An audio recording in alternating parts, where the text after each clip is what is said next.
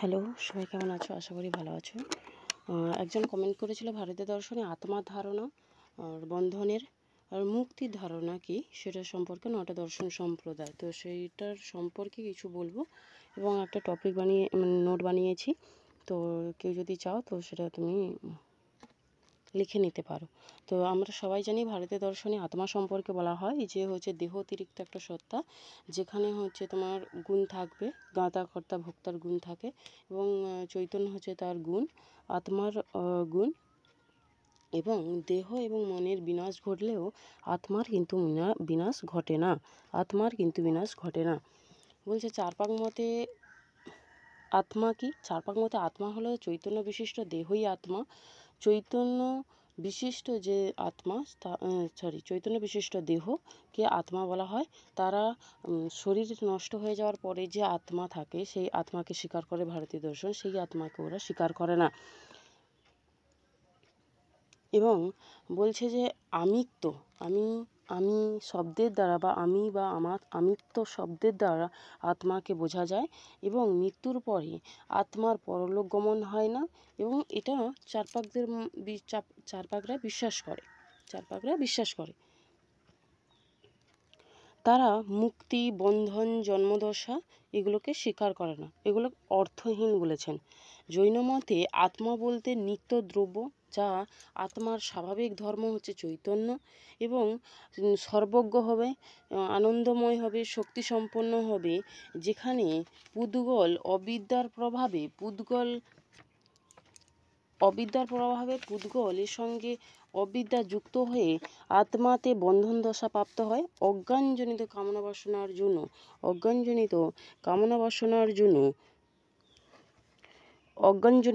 বাসনার জন্য পুদ্গলের সৃষ্টি হয় এবং জ্ঞানের সঞ্চার হলে নতুন পুদ্গল অনুপ্রবেশ বন্ধ হয়। তাহলে কিসের জন্য মুক্তি লাভটা সম্ভব হবে? জ্ঞানের জন্য। তাহলে এরা কিন্তু জ্ঞান সম্পর্কে হবে, জ্ঞান এবং কর্ম সমুচ্চয়বাদী, কারণ কর্মের দ্বারাও হয়। কীরকম না, ত্রিরত্নের কথা বলেছেন, মোক্ষপ্রাপ্তির জন্য আমাদের ত্রিরত্নের প্রয়োজন হয়। ত্রিরত্ন কী কী না, সম্যক দর্শন, সম্যক জ্ঞান, সম্যক চারিত্র। আর বন্ধনের জৈন দর্শনের মতে বন্ধনের মূল কারণ হলো মিথ্যা দর্শন ও মিথ্যা জ্ঞান। যখন এইটা যথার্থ দর্শন এবং যথার্থ জ্ঞান হতে শুরু করবে তখন হচ্ছে মোক্ষপ্রাপ্তি সম্ভব হবে। আচ্ছা, আশ্রব সংসার দশার কারণ, সংসার দশার যদি কারণ বলা হয় সেটা হচ্ছে আশ্রব হবে। আর মোক্ষর কারণ হচ্ছে নির্জরা এবং সংবর। বৌদ্ধ দর্শনে আত্মা সম্পর্কিত মতবাদ সম্পর্কে বললে আত্মা বলতে তিনি বুঝিয়েছেন যে চেতনার প্রবাহ আবার বলতে গেলে না নামরূপকে বুঝিয়েছেন। নামরূপ বলতে না, নাম কথার অর্থ হচ্ছে মানসিক অবস্থা আর রূপ কথার অর্থ হচ্ছে দৈহিক অবস্থা। এই দুটো অবস্থা সমূহকে একসঙ্গে আত্মা বলা হয়। এই আত্মাকে তারা বলেছে যে সবসময়ের জন্য পরিবর্তনশীল, সর্বং অনিত্যম অনাত্মম। অনিত্য তো ওরা সব কিছুই অনিত্য বলেছেন এবং অনাত্মমও বলেছেন। সর্বম অনাত্মম কথার অর্থ হচ্ছে আত্মাই হচ্ছে যে পরিবর্তনশীল, সেটা কথা বলেছেন। সব কিছুই পরিবর্তনই একমাত্র সত্য, আত্মা একটা নামমাত্র শুধু। সব কিছু পরিবর্তনশীল যেমন, তেমন ক্ষণিক। এর বন্ধনের মূল কারণ হচ্ছে দুঃখের কারণ হচ্ছে অবিদ্যা। এবং এই 12টি যে দ্বাদশ নিদানের কথা বলা হয়েছে, সেই 12টি দ্বাদশ নিদানের জন্য চক্র আকারে জীব আবর্তিত হতে থাকে এবং সংসার দশাতে আবদ্ধ থাকে। তাহলে মুক্তি কীভাবে হবে না, মুক্তিটা হয় মোক্ষ বা মুক্তি বলতে বৌদ্ধ দর্শনে নির্মাণকে বলা হয় এবং 4টি আর্যসত্য পালনের মাধ্যমে নির্মাণ লাভ সম্ভব। 4টি আর্যসত্য কী কী না, দুঃখ আছে, দুঃখের কারণ আছে, দুঃখের কারণে উপায় আছে এবং দুঃখ নিবারণ সম্ভব। মোক্ষ লাভের জন্য কি কি দরকার হয়? জ্ঞান মার্গ যেমন দরকার হয়, কর্মমার্গও দরকার হয়। বৌদ্ধ দর্শনে অষ্টাঙ্গিক মার্গের কথা বলা হয়, যেখানে প্রজ্ঞা, শীল ও সমাধি। প্রজ্ঞার মধ্যে 2টি আসে, সম্যক দৃষ্টি আর স্মৃতি আসে। আর সদাচরণ হচ্ছে শীল, যেখানে সংকল্প বা কর্মান্ত আজীব ব্যায়াম, যেখানে আমি সম্যকটা অ্যাড করিনি। তোমরা যখন নোট অ্যাড করবে তখন আমি এটা সংকেতে আমার এটা মনে রাখার জন্য সুবিধার্থে করে নিয়েছিলাম। তো তোমরা অবশ্যই তোমাদের যেটা সুবিধে সেটা করো। আর সমাধি বা ধ্যানের সম্পর্কে সম্যক জ্ঞান, এই 8টি পথের মাধ্যমে মোক্ষ লাভ সম্ভব হয় বা নির্মাণ সম্ভব হয়। এরা জীবন মুক্তি কিন্তু স্বীকার করে, মানে জীবিত অবস্থাতেই মুক্তি লাভ সম্ভব হয়, এটা বলেছেন। ন্যায় দর্শনে আত্মা সম্পর্কে তো সবাই জানে। আত্মা বলতে জীবাত্মা এবং পরমাত্মা। জীবাত্মা হচ্ছে স্বল্পজ্ঞ, অনেক হয়, স্বল্পজ্ঞ হয়। জ্ঞাতাকর্তা ভোক্তা যখন নিজেকে মনে করে, জীবাত্মা যখন নিজেকে জ্ঞাতাকর্তা ভোক্তা বলে মনে করে, তখনই হচ্ছে সে বন্ধন দশা প্রাপ্ত হয়। আর আত্মার আকস্মিক গুণ হচ্ছে চৈতন্য। এবং আত্মা সনাতন দ্রব্য। তিনি পরমাত্মারও কথা বলেন, যিনি হচ্ছে এক এবং সর্বশক্তিমান, সর্বজ্ঞ, পূর্ণতাপ্রাপ্ত, পূর্ণ, বিভু, নিত্য, অবয়ব, যার কোনো অংশ নেই, এইগুলো। আর বন্ধনের কারণ কি না, অবিদ্যার প্রভাবে আত্মা যখন মনের সঙ্গে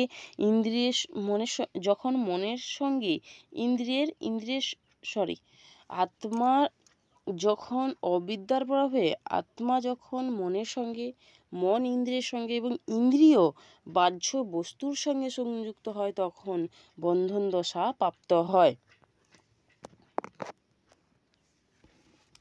এবং এই আত্মাতে চেতনা নামক জ্ঞানটি আবির্ভূত হয়। আত্মা নামক চেতনাটি আবির্ভূত হয় এবং বন্ধন দশায় আত্মা নিজেকে জ্ঞাতা কর্তা ভোক্তা রূপে মনে করে এবং অবশেষে দুঃখ ভোগ করে। এবং বিবেক জ্ঞানের উদয় হলে তবেই হচ্ছে আত্যন্তিক দুঃখের নিবৃত্তি ঘটে।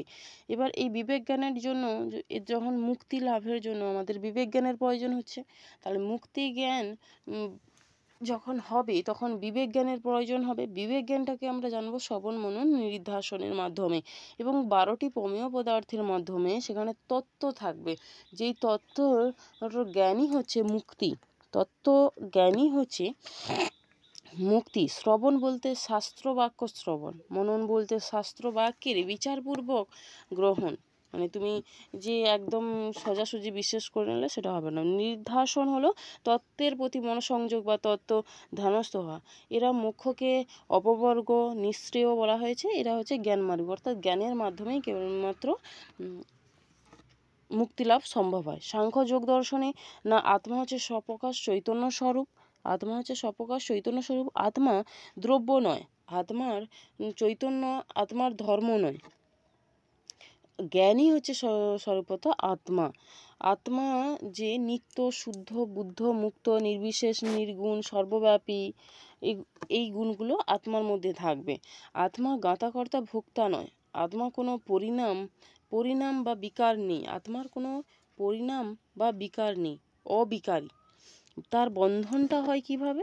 তাহলে না, বন্ধন হয় যে প্রকৃতির পরিণাম বুদ্ধিতে আত্মার প্রতিফলন ঘটে।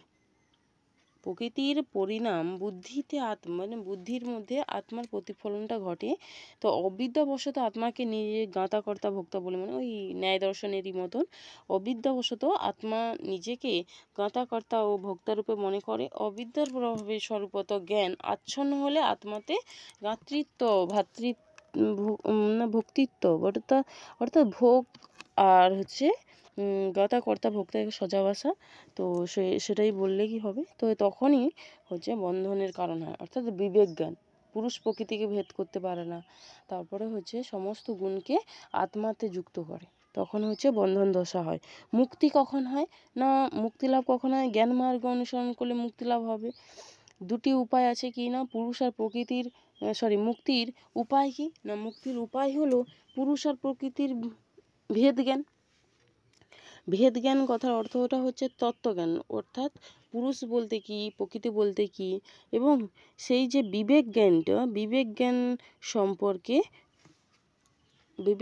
যখন হবে তখন হচ্ছে আত্মার মুক্তি লাভ ঘটে। তার জন্য যোগ দর্শনে আত্মার মুক্তির জন্য বা সমাধিপ্রাপ্ত হওয়ার জন্য যোগ দর্শনে 8টি যোগাঙ্গ বা যোগ অঙ্গের কথা বলা হয়েছে। যম, নিয়ম, আসন, প্রাণায়াম, প্রত্যাহার, ধারণা, ধ্যান, সমাধি, এই যে 8টার কথা বলা হয়েছে, সেই 8টাকে পালন করলে তবেই হচ্ছে আমাদের মোক্ষ লাভ সম্ভব বা মুক্তি সম্ভব। তো সেইটা 8টা আমি এখানে ছোট করে দিয়ে দিয়েছি। এটা পরীক্ষার জন্য কিন্তু খুব ইম্পর্টেন্ট। এসএসসি হোক, নেট হোক, সেট হোক, সমস্ত কিছুতে এই শর্ট শর্ট টার্মগুলো দিয়ে দেয়, যেগুলো আমাদের বুঝতে অসুবিধা হয়। তো এটা খুবই কাজে লাগবে। তো আচ্ছা, এটা বলে দিই যে এরা কি না জ্ঞান এবং কর্ম, কারণ যোগ দর্শনে অ্যাড করা হলো। আর যোগ আর সাংখ্য একই কোশ্চেন, মানে সরি একই সমান দর্শন। কীরকম না, যোগ দর্শনে শুধু কেবলমাত্র ঈশ্বরকে স্বীকার করে, যেটা হচ্ছে সাংখ্য দর্শনে স্বীকার করে না। আর বাকি সবই একই থাকে সাংখ্য আর যোগের মধ্যে। মীমাংসা মতে, মীমাংসার কিন্তু দুটো নয় 3টে পার্ট। কীরকম না, মীমাংসা দর্শনে প্রাচীন মীমাংসক আর প্রভাকর এবং ভাট্ট মীমাংসকদের মধ্যে আলোচনা করা হয়। ওরা কিন্তু ন্যায়দেরই মতন বলে যে দেহ আর মন যদি ধ্বংস হয়ে যায় তাও কিন্তু আত্মার ধ্বংস হয় না, এবং আত্মা থেকে স্বতন্ত্র দেহ ও মন থেকে স্বতন্ত্র সত্তা হচ্ছে আত্মা। এবং প্রভাকরের মতে হচ্ছে আত্মা হচ্ছে নির্গুণ নিষ্ক্রিয় দ্রব্য, যে হচ্ছে নিত্য, বিভু, অচেতন। যেখানে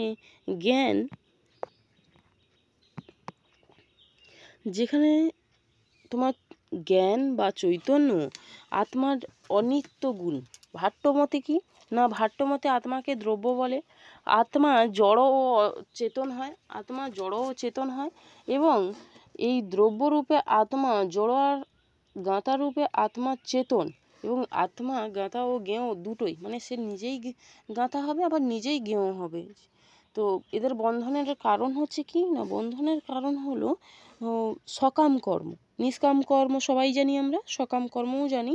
যেখানে ফলাকাঙ্ক্ষা যুক্ত থাকে সেটা হচ্ছে সকাম কর্ম, যেটাতে যুক্ত থাকে না ফলাকাঙ্ক্ষা সেটা হচ্ছে নিষ্কাম কর্ম। তো নিষ্কাম কর্মে তাহলে সকাম কর্ম যদি বন্ধনের কারণ হয়, তাহলে সহজেই উত্তর যে মুক্তি কী হবে না, নিষ্কাম কর্মের দ্বারা মুক্তি হবে। প্রাচীন মীমাংসকেরা এই ত্রিবর্গের কথা বলেছেন। ধর্ম, অর্থ, কামকে স্বীকার করেছে, মোক্ষকে আগে স্বীকার করতো না মীমাংসক প্রাচীন দার্শনিকরা। এই কোশ্চেনটা নেটে একবার এসেছিল, যে হচ্ছে ত্রিবর্গের যে কথাটি, এই ত্রিবর্গ কি কি, ধর্ম, অর্থ, কাম, মোক্ষকে স্বীকার করে না। কিন্তু প্রভাকর এবং ভাট্ট মীমাংসকেরা তারা কিন্তু মোক্ষকে স্বীকার করে। এবং তারা 3 প্রকার কর্মের কথা বলেছেন। কারা না, প্রাচীন মীমাংসকেরা, যেখানে নিত্য কর্ম আছে, নৈমিত্তিক কর্ম আছে, কাম্য কর্ম আছে। এই কর্মের মাধ্যমে হচ্ছে যখন নিষ্কাম কর্ম করব তখন হচ্ছে আমাদের মুক্তি লাভ সম্ভব। নব্য মীমাংসকদের প্রভাকর আর হচ্ছে কুমারিল ভট্টের মতে যে স্বর্গপ্রাপ্তির পরিবর্তে, মানে প্রাচীনরা কিন্তু বলতো যে স্বর্গপ্রাপ্তিই হচ্ছে মোক্ষ, কিন্তু এরা মোক্ষ লাভকেই হচ্ছে পরম পুরুষার্থ হিসেবে ধরতো। তাহলে একটা কথা বলি যে তোমাদের প্রাচীন মীমাংসকদের মতে পরম পুরুষার্থ কি, সেটা হবে স্বর্গপ্রাপ্তি। কিন্তু এই নব্য মীমাংসকেরা স্বর্গপ্রাপ্তির পরিবর্তে মোক্ষ লাভকে পরম পুরুষার্থ বলেছেন। নব্য মীমাংসকেদের মতে কেবল বেদবিহিত কর্মানুষ্ঠানের দ্বারা মোক্ষ লাভ সম্ভব নয়, তত্ত্বজ্ঞানের প্রয়োজন হবে বা আত্মজ্ঞানের প্রয়োজন হয়, যেখানে নিষ্কাম কর্ম ও আত্মজ্ঞানের মাধ্যমে মোক্ষ লাভ সম্ভব। তাই তারা জ্ঞান এবং কর্ম দুটোকেই স্বীকার করেছে মোক্ষ লাভের জন্য। তারপর বলছে বেদান্ত দর্শন আসে। বেদান্ত দর্শনে সবাই যেন 5টা পার্ট, কিন্তু বেশিরভাগই আলোচনা হয় 2টো পার্টেরই। তো অদ্বৈত বেদান্ত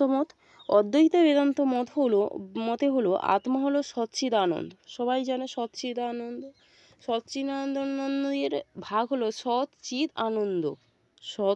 চিৎ আনন্দ স্বরূপ হবে। আত্মা হচ্ছে চৈতন্য স্বরূপ, বিশুদ্ধ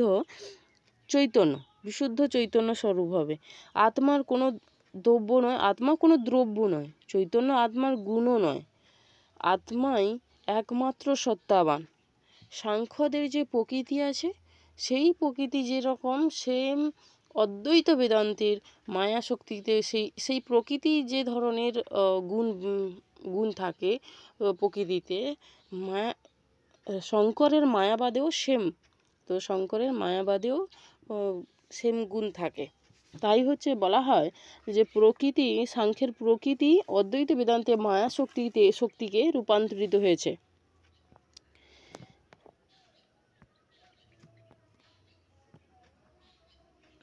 তো বন্ধন দশার পর এবার বেদান্ত দর্শনে তাহলে শঙ্করের মতে বন্ধন কীরকম হয় না, অজ্ঞানবশত নিজেকে সমস্ত কিছুর সঙ্গে অভিন্ন বলে মনে করা, তার ফলে দুঃখ ভোগ হয় আমাদের। কীরকম না, মন দেহ ইন্দ্রিয়র সঙ্গে নিজেকে এবং ঈশ্বরের সঙ্গে সত্য মানে অ্যাকচুয়ালি ব্রহ্ম যে সেই জ্ঞানটা আমরা নিজেদেরকেই মানে ভেবে বসি, ব্রহ্মের যে গুণগুলো আছে সেই গুণগুলো নিজেদের আমাদের গুণের অ্যাড করে ফেলি, এর জন্য বন্ধন দশা কারণ হয়। এবং সেটা কি কারণে হয় না, অজ্ঞানের জন্যই বন্ধন দশা হয়। মুক্তি কিভাবে সম্ভব না, এই বন্ধন দশা মুক্তি হচ্ছে যেমন অজ্ঞানবশত, তো বিশুদ্ধ জ্ঞান পেলেই মুক্তি লাভ হবে। শঙ্করের মতে যে কর্মের মাধ্যমে কিন্তু মোক্ষ লাভ সম্ভব নয়, কেবলমাত্র জ্ঞানের মাধ্যমেই মোক্ষ লাভ সম্ভব। জ্ঞান কি না, জ্ঞান হচ্ছে জীব ও ব্রহ্মের এর অভেদ জ্ঞান, যেটা মুক্তি লাভ হবে যার ফলে। এবং সেই প্রকার জ্ঞানটা আমাদের শ্রবণ মনন নিধিধ্যাসনের সাহায্যে আমরা পেয়ে থাকি। শ্রবণ কথার অর্থ হচ্ছে এখানে কিন্তু তত্ত্বমসি, অর্থাৎ এই যে বেদে বা উপনিষদে যে বড় বড় মহাবাক্য দেওয়া থাকে, সেই বেদান্ত বাক্য শ্রবণ করতে হবে এবং মনন করতে হবে কি বেদান্ত মহাবাক্যের তাৎপর্যটাকে গ্রহণ করতে হবে। নিধিধ্যাসন বলতে ব্রহ্মকে ধ্যানের বস্তু করে, অর্থাৎ জীব ও ব্রহ্মে অভেদ উপলব্ধি করা। এরা কিন্তু দুটোই মানে জীব মুক্তি এবং বিদেহ মুক্তি দুটোকেই স্বীকার করে। বেদান্ত দর্শনে আরেকটা পার্ট কি থাকলো না, বিশিষ্টাদ্বৈতবাদ। বিশিষ্টাদ্বৈতবাদে আত্মা বলতে বোঝায় যেটা হচ্ছে দ্রব্য। রামানুজ বলেছেন যে আত্মা হলো দ্রব্য, চৈতন্য আত্মার স্বভাব ধর্ম, এবং চেতনা আত্মার লক্ষণ। জীব ও পরমাত্মা ঈশ্বরকে অভিন্ন বলে মনে করে না। জীবাত্মা ও পরমাত্মা ঈশ্বরের সম্পর্ক অংশ ও সমগ্র সম্পর্কের অনুরূপ। ভেদাভেদ সম্পর্ক, জীবাত্মা হচ্ছে অনুপরিমাণ আর ব্রহ্ম বা ঈশ্বর হচ্ছে বিভু পরিমাণ। জীবাত্মা হচ্ছে অল্পজ্ঞ, আর সবাই জানে যে ঈশ্বর হচ্ছে সর্বজ্ঞ, সর্বশক্তিমান, নিত্য, বিভু, এগুলো।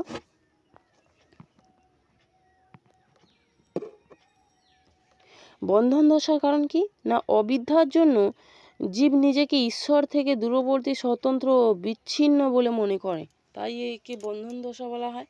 বন্ধন দশা কীরকম হলো তাহলে, অবিদ্যার জন্য জীব হচ্ছে সে আলাদা, ঈশ্বর থেকে আলাদা এটা বলে মনে করে, তার জন্য হচ্ছে তার বন্ধন দশা প্রাপ্ত হয়। মোক্ষ কখন ঘটে না, মোক্ষ বা মুক্তি তখনই ঘটে যখন ঈশ্বরের সমীপে, অর্থাৎ ঈশ্বরের কাছে জীব তার জ্ঞান, অবিদ্যা সম্পর্কে যে ভুল জ্ঞানটা ছিল সেটা ঠিক জ্ঞান হয়, তখনই হচ্ছে তার মুক্তি লাভ সম্ভব হয়। রামানুজের মতে কেবলমাত্র জ্ঞানের মাধ্যমে মুক্তি লাভ সম্ভবই নয়, তার জন্য ভক্তির প্রয়োজন হয়। ভক্তিটা কার প্রতি না, ঈশ্বরের প্রতি ভক্তি হবে, যেটা মুক্তির আসল উপায়। ঈশ্বরের প্রসাদেই মোক্ষ লাভ সম্ভব। রামানুজ জীবিত অবস্থায় মুক্তিলাভ স্বীকার করে না। রামানুজের মতে বর্তমান দেহ বিনষ্ট না হলে মুক্তিলাভ সম্ভব নয়, তাই বিদেহ মুক্তি স্বীকার করে। আচ্ছা, একটা কথা বলি যে ন্যায় বৈশেষিক দর্শনে জীবাত্মা এবং পরমাত্মার কথা বলা হয়। আত্মা দুই রকমের, জীবাত্মা এবং পরমাত্মা। জীবাত্মারই 14টা গুণ আছে। কি কি না, ইচ্ছা, দেশ, প্রজন্ম, সুখ দুঃখ, জ্ঞান, ধর্ম অধর্ম ও সংস্কার। আর পরমাত্মার 8টি গুণ, সংখ্যা, পরিমাণ, পৃথকত্ব, সংযোগ, বিভাগ, ইচ্ছা, প্রজন্ম ও জ্ঞান। তো এই আমি যে মানে একজন বলেছিল তাই এই টপিকটার নোট বানালাম। তো কারোর যদি মনে হয় যে এটাতে আরও কিছু অ্যাড করতে হবে, তো অবশ্যই যখন লিখবে তোমরা অ্যাড করে নিও, এটা তোমার কাছেই থেকে যাচ্ছে, তো সেটা তোমার জন্যই ভালো। যখনই তুমি কোনো কিছু লিখতে যাবে তখনই অনেক কিছু এক্সট্রা তুমি জানতে পারবে। তো থ্যাংক ইউ। আমার এতক্ষণ ধরে কথাটা শোনার জন্য থ্যাংক ইউ।